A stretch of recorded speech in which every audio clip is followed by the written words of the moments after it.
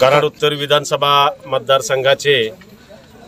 Bharatiya Janata party महायुतीचे अधिकृत उमेदवार सन्माननीय मनोजदादा घोरपडे यांना खोजेवाडी ग्रामपंचायत संजूबाबा युवा मंच वर्णे जिल्हा परिषद गट यांच्या वतीनं जास्तीत जास्त मताधिक्यानं निवडून आणण्याचा निर्धार केलेला आहे। तरी संजूबाबा युवा मंचचे कार्यकर्ते या मनोजदादा घोरपडे यांना या वर्णे जिल्हा परिषद गटाच्या माध्यमातून जे मनोजदादांचं स्वप्न आहे